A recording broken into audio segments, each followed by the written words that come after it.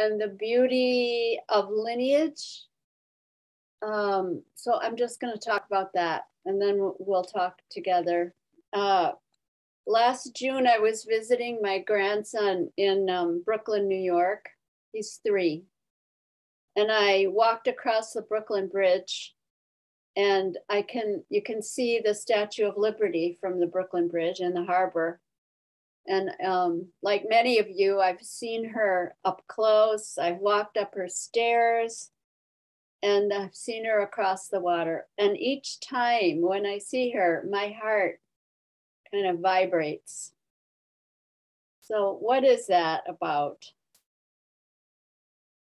Just that vibration is, to me, it's about the lineage of hope, the beckoning of the Bodhisattva.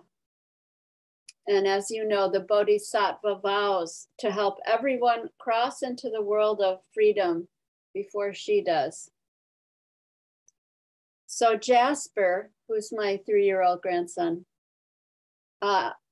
he asked me, why does the lady hold up the light, Grandma Yo-Yo? He calls me Grandma Yo-Yo. I was like kind of taken aback. Of course, I know that for him, it's just a concrete sort of question. Because he's 3, but still. So I said, the light helps the sad and scared people know where to go to be safe, I said. Jasper kind of looked at me, and then he ran around in circles in the backyard. So we could say lineage is Ariadne's thread, leading us out of the labyrinth of samsara in the world of suffering. In the dictionary, this is what it says about lineage. It says descent from an ancestor or a pedigree. Anthropologically, it's a social group tracing its descent from a single ancestor. In biology, it's a sequence of species, each of which is considered to have evolved from its predecessor. And cellularly, it's a sequence of cells in the body which have developed from a common ancestral cell, and that's called the myeloid lineage. On the back door of my music room, I have a large poster of the Zen ancestors.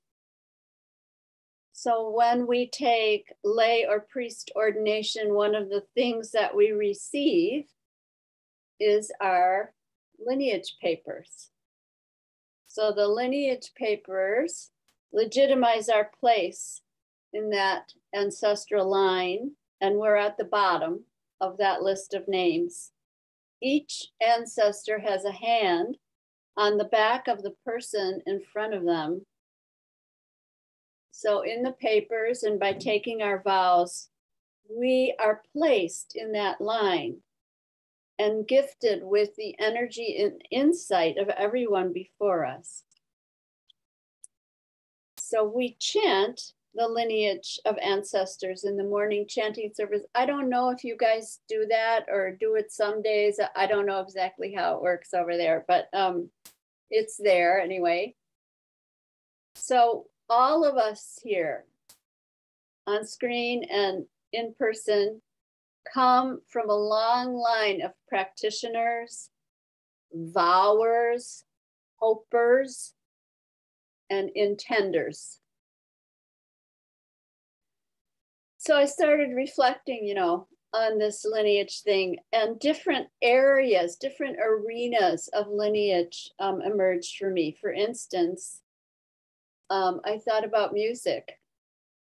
Ali Akbar Khan, the incredible tabla player and teacher, said, it takes 500 years to make a musician.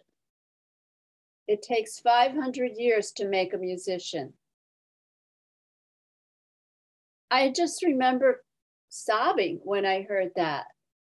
My heart understood It doesn't make sense in your head, but my heart was like, yeah, that's right. As a child, maybe some of you also had this experience, going to take piano lessons. My teacher, poor Mrs. Long, my teacher, had busts of Bach, Mozart, and Beethoven on the piano. Maybe you had that. They were the holders of the lineage in which the music I studied sat. When I hear beautiful Western music, classical music, jazz, indigenous music, or even rock and roll, I notice a profound wave of gratitude wash through me for the lineage that brought this moment of sound here. All the hearing, sensing, discerning courage that made something that I am lucky to be hearing right now out of the enormous nothing that is found everywhere. You could say inspiration is lineage. And so now I'm just seeing Andrea's face and I'm thinking of all those beautiful books of Hojo-san that you put together and how inspiring it is for us to have that and for me to have that. And dance, when I was 7, I took dance with Mrs. Lipson outside of Chicago. It wasn't ballet. And I remember that when I was 12, I wrote her a thank you note for all that she gave us. So that's the awakening of lineage, you know, realizing you didn't lift your foot by yourself. So the feeling of appreciation and gratitude is also lineage. Later on, I got to study modern dance in most of the lineages of that field. So each lineage was headed by a teacher, discoverer of a way to approach movement and art and life. For instance, Martha Graham, Eric Hawkins, Merce Cunningham, and then Hanya Holm, Nikolai, and Murray Lewis from the Bauhaus, whose work influenced a range of artists, including Meredith Monk and David Byrne, a musician, and Anna Halprin, who died last June at 100 years of age and had been teaching until a few days before her death, which is just like dying with your boots on. Very inspiring. So that richness and inspiration of all those teachers and what they offer us is lineage. And then I thought about karma, the cellular conditioning that we all come into this world with as babies continues to unfold. And if it's unrecognized, it just plays out throughout our lives. This ancestral lineage can be a powerful doorway to unraveling the stories and the karmic knots that we all carry, which construct our identities. Our practice can uncover the power of these stories that we carry within us and bring patterns to healing and freedom. In 1994, I was so lucky that I went to Hungary to visit and meet my ancestral karma. And then in 1996, the distillation of that meeting came alive on stage with 7 other performance artists in a work named Bridge of Stones. This practice of meeting our ancestral karma is strongly recommended by Devin Barry, an African-American Dharma teacher. This is what he has done and is doing, and I highly recommend it. Healing is the lineage of karma. Before I took the path of ordination in 2000, I was asked to give 3 reasons for ordaining. One of the 3 reasons was this: I wanted to enter a path that was time tested by thousands who went before me. And I wanted this pathway to have legs. The legs are lineage. One of the preparations for priest ordination was to do a bowing practice to all of the ancestors every day for a long time. One day at the end of that practice, I began to weep. And in my inner ear, I heard the women ancestors calling to me. And they said, go all the way, do it for us, give us a voice. It was a very powerful experience. So now I would say listening and encouragement is lineage. Later on in 2006, Dokai Jorkson, my transmission teacher, offered to do a Shouso ceremony for me and with me. So the Shouso is, do you guys do the Shouso ceremony? Where it's a very complicated ceremony, but basically it's a question and answer, and anyone in the community can ask the Shouso person any question about life, practice, or the koan that's being presented. It's a really cool ceremony. So Dokai didn't ask anything from me at that time, and I was at Hokioji at a practice period. So one night I went to sleep. I was going to sleep, and I saw this waterfall in front of me, and I realized that I wanted to stand in that waterfall. I wanted to stand in that stream. And then I realized in order for me to stand in that stream, I had to ask. I had to make a request. It was requisite that I become vulnerable and humble, and that I make a request, which I did do. So requesting, I would say requesting is lineage.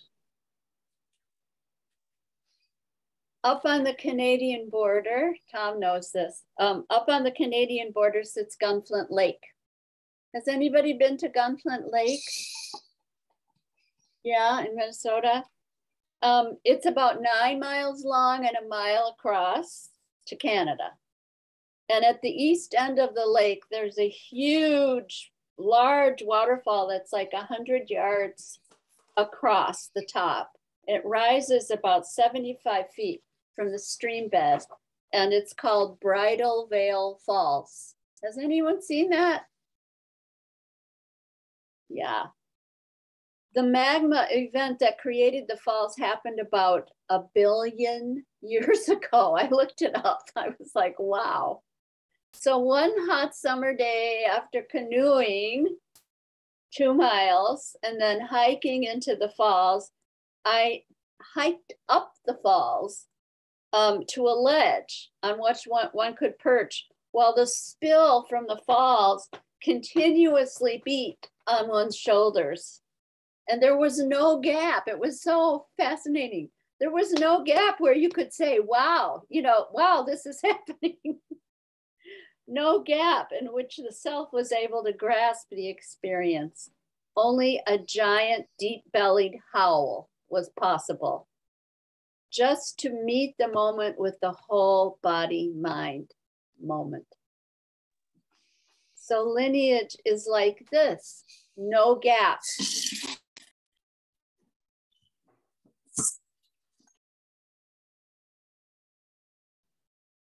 Okay, can you hear me again?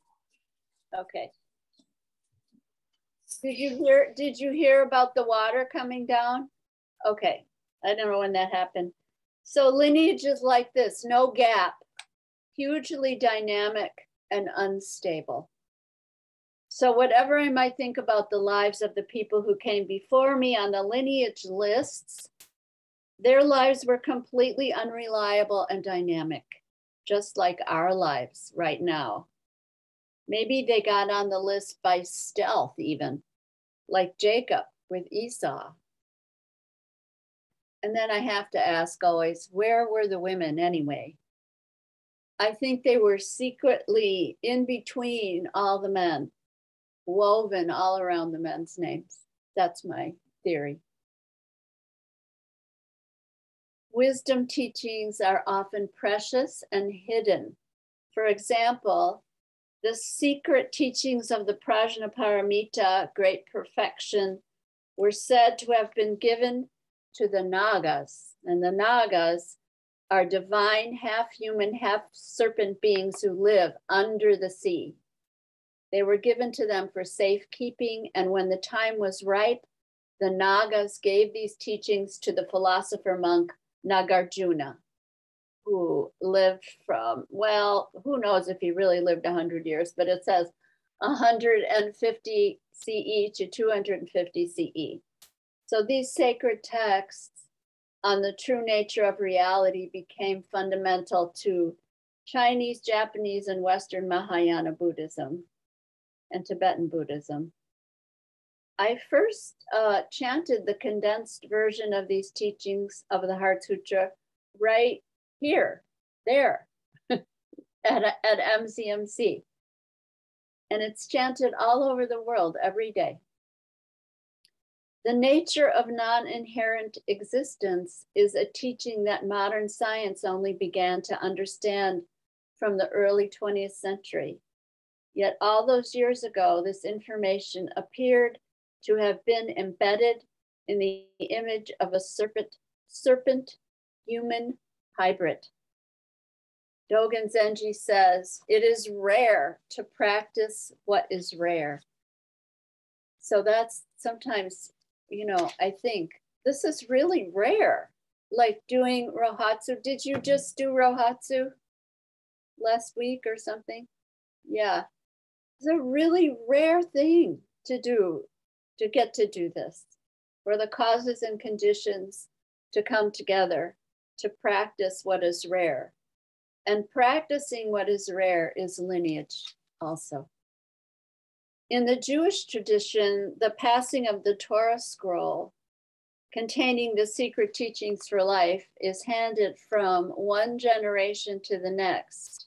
We say, Ledor Vador, with hope that the precious teachings will be protected, appreciated, used, and realized. So what we all practice, study, realize, and embody have been carried to us from our teachers and from their teachers through every sort of circumstance and condition imaginable. We are linked with them in a line dance, hand to hand, mind to mind, heart to heart.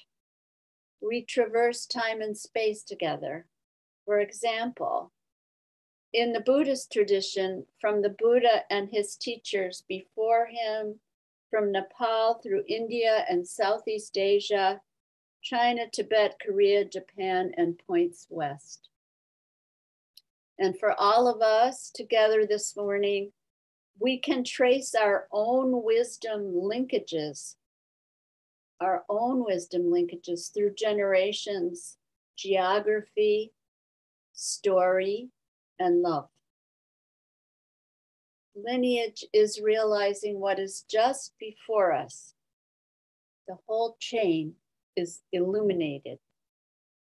So I want to invite you to a guided meditation right now. A guided lineage meditation. Are you up for that? Yeah? Okay, good. I can see everyone getting settled over there. All right, so just finding your seat, be comfortable. Going back to your breath, you can let your eyes close, actually. Relaxing back into your chair, or your couch, or on the cushion.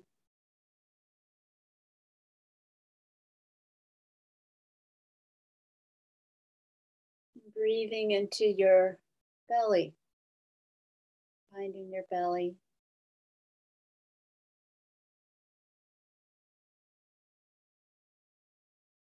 And your ribs.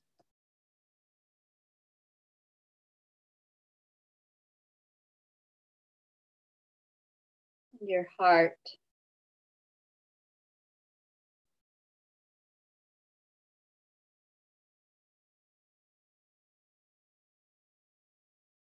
Your third eye.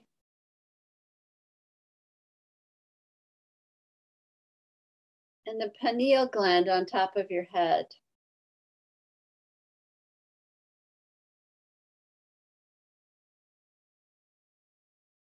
And just being available to all that.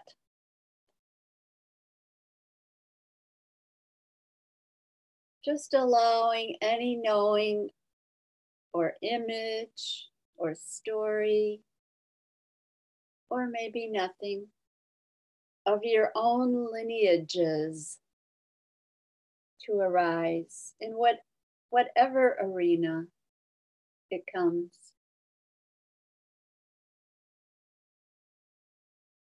If it comes, enjoy it. If not, just rest in the openness and availability.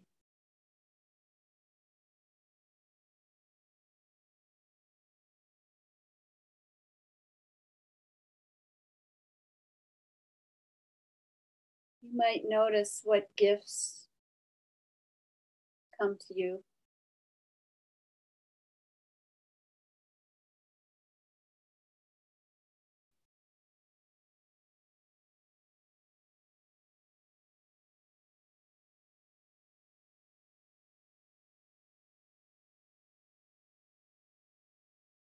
Or perhaps there are gifts you wish to give to it. Are there?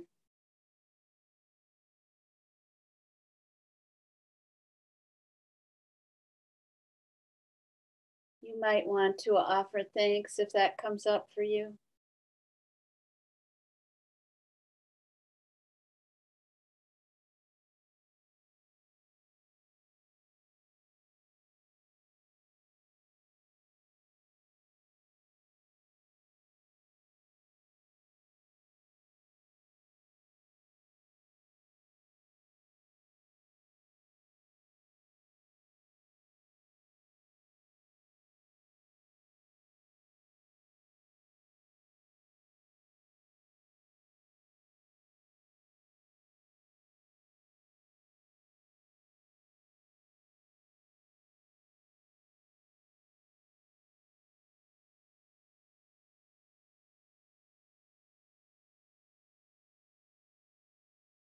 And then just gradually just come back to your breath.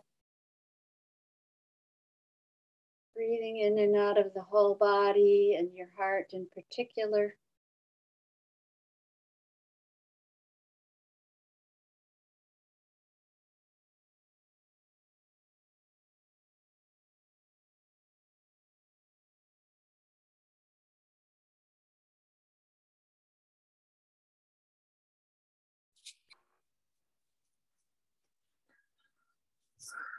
And then just letting your eyes open and come back into the room. And we'll have a moment to offer up what we shared, what we found there in a moment. We'll do that together. So we could say lineage is the confidence of the beloved community.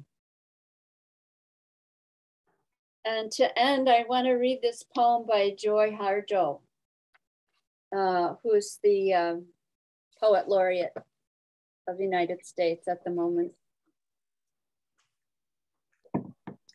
This is called A Map to the Next World by Joy Harjo for Desiray, Kierra, Chee.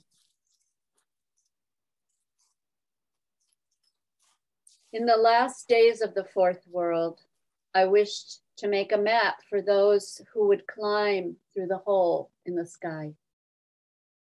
My only tools were the desires of humans as they emerged from the killing fields, from the bedrooms and the kitchens. For the soul is a wanderer with many hands and feet. The map must be of sand and can't be read by ordinary light. It must carry fire to the next tribal town for renewal of spirit. In the legend are instructions on the language of the land. How it was we forgot to acknowledge the gift, as if we were not in it or of it. Take note of the proliferation of supermarkets and malls, the altars of money. They best describe the detour from grace. Keep track of the errors of our forgetfulness. The fog steals our children while we sleep. Flowers of rage spring up in the depression. Monsters are born there of nuclear anger. Trees of ashes wave goodbye to goodbye, and the map appears to disappear. We no longer know the names of the birds here, how to speak to them by their personal names. Once, we knew everything in this lush promise. What I am telling you is real and is printed in a warning on the map. Our forgetfulness stalks us, walks the earth behind us, leaving a trail of paper diapers, needles, and wasted blood. An imperfect map will have to do, little one. The place of entry is the sea of your mother's blood, your father's small death, as he longs to know himself in another. There is no exit. The map can be interpreted through the wall of the intestine, a spiral on the road of knowledge. You will travel through the membrane of death, smell cooking from the encampment where our relatives make a feast of fresh deer meat and corn soup in the Milky Way. They have never left us. We abandoned them for science. And when you take your next breath, as we enter the fifth world, there will be no X, no guidebook with words you can carry. You will have to navigate by your mother's voice. Renew the song she is singing. Fresh courage glimmers from planets and lights the map printed with the blood of history. A map you will have to know by your intention, by the language of suns. When you emerge, note the tracks of the monster slayers, where they entered the cities of artificial light and killed what was killing us. You will see red cliffs. They are the heart, contain the ladder. A white deer will greet you when the last human climbs from the destruction. Remember the hole of shame, marking the act of abandoning our tribal grounds. We were never perfect, yet the journey we make together is perfect on this earth, who was once a star and made the same mistakes as humans. We might make them again, she said. Crucial to finding the way is this: there is no beginning or end. You must make your own map.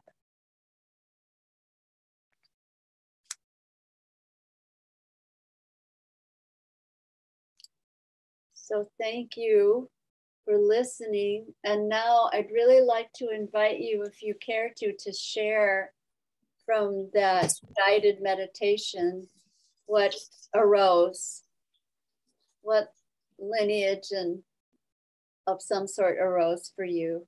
That would be great if you want to share that. Or anything else you want to share. Yeah.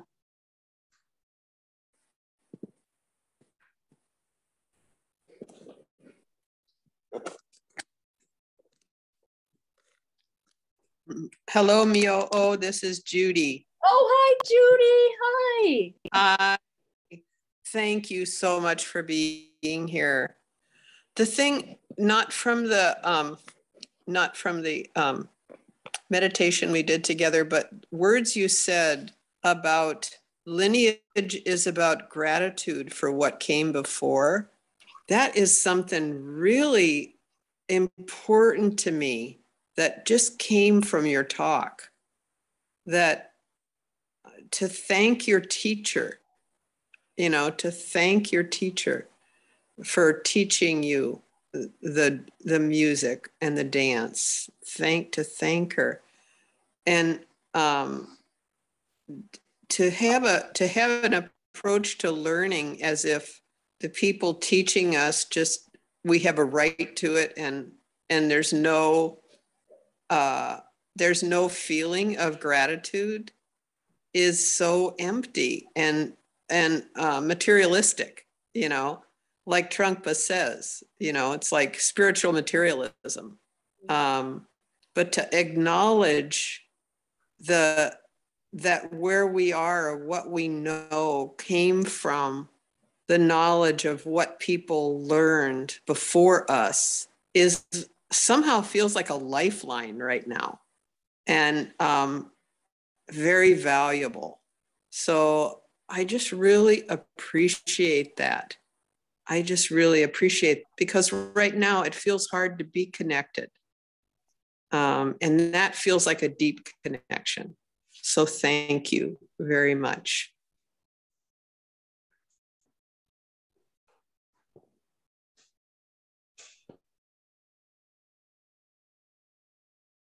My name is Paola, and I wanted to share that I connected with my two grandmothers from my father's side, a very strong, stoic, a teacher, and I felt her strength. And from my mother's side, I felt like I needed to send some love towards her, and love. I remember, and I'll mention it, but one time I made my grandma's from my mother's side, I made her tamales one year, kind of trying to recreate a recipe that I never really got to learn from her. But there was a moment when I felt a lot of love, a lot of inexplicable love inside of my heart. And it was here, and that's what I felt when I did that. Thank you, Paola. Yeah. Thank you for sharing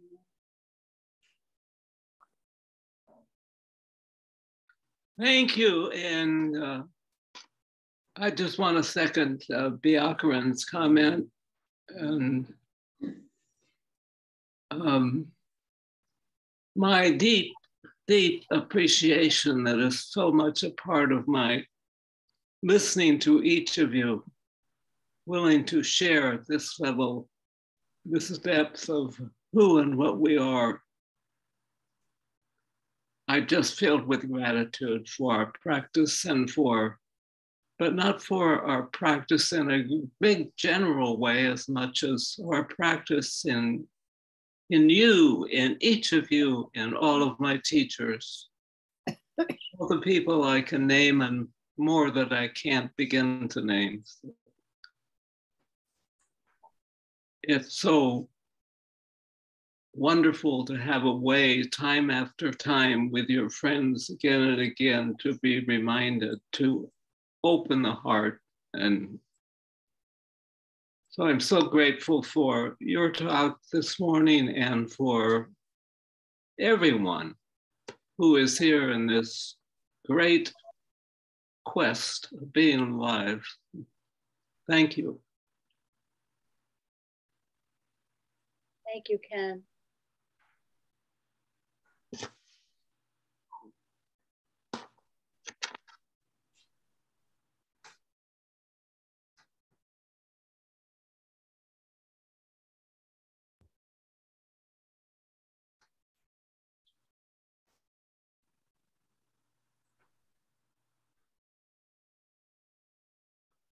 So it's wonderful to see you. And to listen to you and to learn more about what you've been doing in recent years. Lineage is very complex for me. On the one hand, there is so much that I'm deeply grateful for. And on the other hand, there are things that I regret the pain that aspects of our lineage have caused for so many people. My first 2 years were at San Francisco Zen Center before I ended up in Minnesota. And I am just finishing a book, Shoes at the Door, about San Francisco Zen Center during and after that period. And it's an extremely painful history, and it is still to this day, roiled with lots of strengths and lots of challenges. And certainly Minnesota Zen Center has had its challenges as well. And at the same time, I was just feeling my lineage comes from many realms, not just the Zen practice realm, but from many realms, including Judaism originally. And somehow all of those aspects of lineage have blended to give me the life that I have. And it's a life I am deeply, deeply grateful for. It feels like a very privileged life. And it feels like Zen practice has been, and all of the teachers, certainly Katagiri Roshi and Tim and many other teachers along the way have helped to lay a foundation for me for a life for which I feel deep gratitude.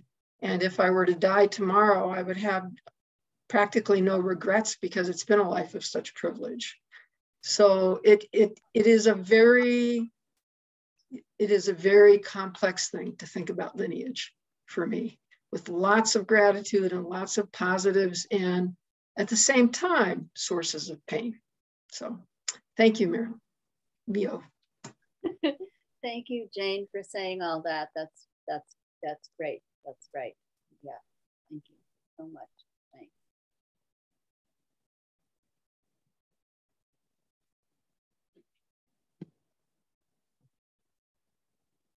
Myo-O, this is Andrea. Hey, Andrea. I think that one of the things that you said that's just sort of bouncing around in me right now is you asked the question, or I think it was a question, what do we want to put into the lineage?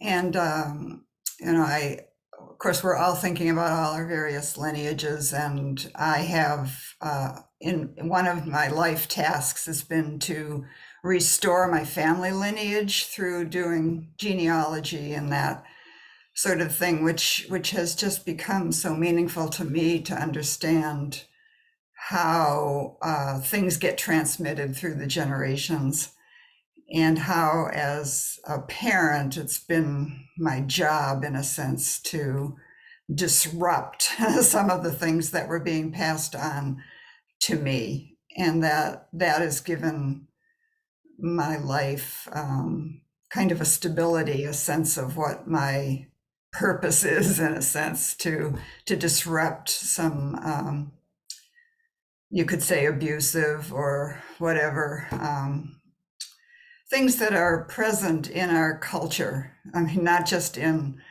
our families, but in our culture. So I think that Buddhism has been a supplementary path for me to understand where, not just what was transmitted intellectually, but what's transmitted through the hearts of the people that came before. And that in my path in Buddhism, that finding that wholeheartedness, that warm-heartedness, which I feel I inherited from my teacher, Katagiri Roshi, is something that I feel gives me a sense of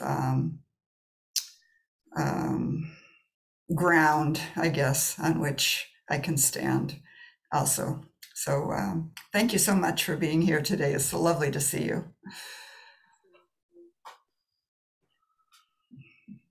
I'm just wondering if anybody in the hall has anything they'd like to offer. I don't know how you guys do that.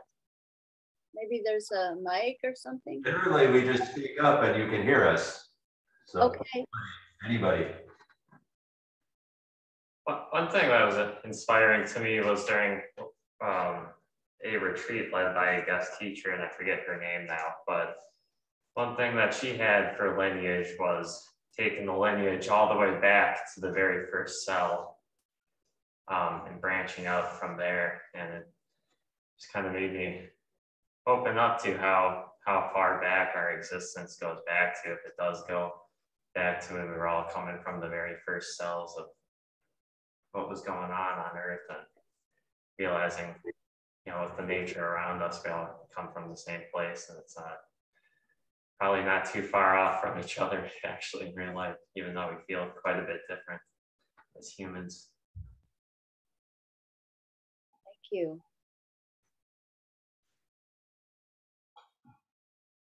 Anyone else out there?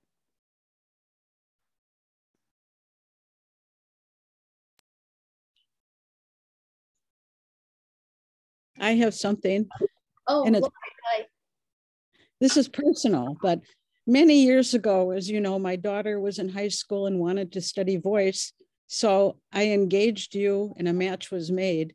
And later, when your daughter was studying for her bat mitzvah, you engaged my daughter as her tutor, and a further match was made.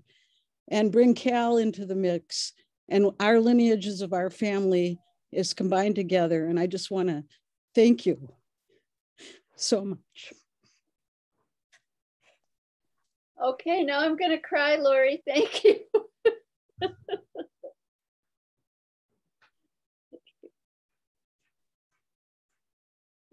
Is there anyone else who wants to offer something? Yes, hi, Tom. Hi, Marilyn. This is a topic I haven't given anything like the deep thought that you have, so I really appreciate your talk today. What keeps resonating in my mind as I'm listening to comments and as I listen to your talk is that with gratitude comes responsibility. And it's so easy to think of our lineage as something we've received, but not something that we owe back to. But if we recognize how much our forebears in every domain of our lives put their life energy into what gave rise to us and our experience, then I think there's a great responsibility that comes with that as well, to honor that and to carry that forward in some way. And I think I was thinking about Jane's comments. You know, I certainly have elements of my lineages that are deeply painful and were deeply harming in many ways. And part of that responsibility is to address that and to not carry that part forward, but to see what was pure and good in even those parts of our lineage and how to carry that forward. So thank you for opening this reflection on lineage for me. You're welcome. And you know what comes up for me, Tom, is, oh, the Bodhisattva Vow. Interesting. The Bodhisattva Vow. You know, beings are numberless. I vow to free them. That feels connected to what you just said. It's like, how in the world do we function fully in all of it? You know, my ancient twisted karma, all of it. And there's that vow of moving forward from wholesomeness. It doesn't say easy anywhere, but willing. But I think this notion of lineage, as you've talked about it, can anchor us. You know, it gives us a place of roots, right? It can ground us. Because life, especially today with all the disconnects, can feel very ungrounded and very unrooted. And I think being able to tap into that, the energy of our lineage, can be incredibly healing for us in these times. Thank you, Tom. Yeah, thank you, Marilyn. Be safe, Aaron. It looks like you're driving. I'm in a small office. If I could ask a question. Yeah, go ahead, Aaron. But yeah, say last night I heard a talk about there was a reference to a Blue Cliff record number 58, which the sixth patriarch was very impressed with, wherein he made reference to past lives and how we can erase the bad karma from the past lives by just doing well in the moment. So I wonder if you could comment on that. In other words, was he at that point in time in Zen history, those Blue Cliff records, which I know nothing about, was there a reference to a literal past life, or was it always meant to be taken metaphorically? Aaron, how does it strike you? I feel like, being fairly new to Zen practice, that I feel it's pretty sanitized of all things paranormal. So I would take it that it was meant to be metaphoric. Right. Well, either way, whether it's metaphorical or actual, who knows? I don't know. But I guess what I do know is all of that is happening right here, right now. That I know. So if there's a moment in which I can make a wholesome choice, it changes it all the way back to the beginning. That's great. Thank you very much. That's my knowing. That's all I know. Great. Thank you. You're welcome. Yo. Yes. Oh, is that Ekyo? Yeah, that's me. Hi. I was thinking about the last talk that I heard of yours and how you spoke about the three major ceremonies that some of us have gone through to when we become teachers. And one of the things that we receive during those ceremonies, all of those ceremonies, is the precepts. And the precepts is another gift from our ancestors that grounds us. I just wanted to mention that. That's awesome. Thank you, Ekyo-san. That is wonderful. Thank you. Yes. Yes. Yeah. So to Tom's point, we are given like, okay, you're part of this lineage. And then we are given, and this is what your job is. You know, as you receive this lineage, now this is your job to live into and embody the precepts, which is forever. It's an artwork, you know, it's never done. It's never complete. It's endless because it's dynamic and unstable, just like everything else. Does that make sense? Y'all? I wish I was in the room, but anyway, that's just what Tom was saying. Well, I think we're good. Are we good? Yeah. Okay. So, Doan-san, I don't know. Is this where we bow and you chant something? Not yet. We're going to make the announcement. Oh, okay. Thank you. All right. Thank you.